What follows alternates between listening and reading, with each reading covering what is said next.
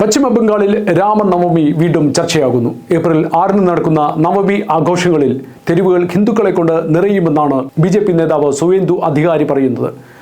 2000 റാലികളിലായി 1 കോടി ഹിന്ദുക്കൾ അന്ന് രാമമന്ത്രവുമായി ബംഗാളിന്റെ തെരുവുകളിൽ നിറയും. രാമനെ പൂജിക്കുവാനുള്ള അനുവാദത്തിന് കാത്തു നിൽക്കേണ്ട കാലം കഴിഞ്ഞിരിക്കുന്നു.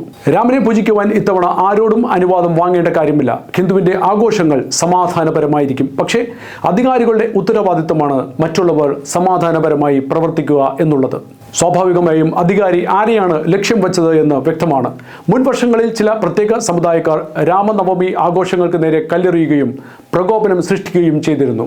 സർക്കാർ ആഘോഷങ്ങളുടെ റൂട്ടുകൾക്ക് നിയന്ത്രണം ഏർപ്പെടുത്തുകയുണ്ടായി. പിന്നീട് കോടതി ഇടപെട്ട് അനുവാദം നൽകിയതിനു ശേഷമാണ് രാമനവമി നടത്തുവാൻ കഴിഞ്ഞത്. അധികാരിയുടെ പരാമർശത്തിനെതിരെ പതിവ് പോലെ CPM, കോൺഗ്രസ് എന്നിവർ രംഗത്തെത്തിയിട്ടുണ്ട്. ഹിന്ദുവിൻ്റെ മൊത്താവശക്കാരനല്ല സുവേന്ദു അധികാരി എന്നാണ് CPM ലീഡർ സുജൻ ചക്രവർത്തി പറയുന്നത്. അധികാരിയുടെ ലക്ഷ്യം ഭിന്നിപ്പുണ്ടാക്കുകയാണ് CPM പറയുന്നു.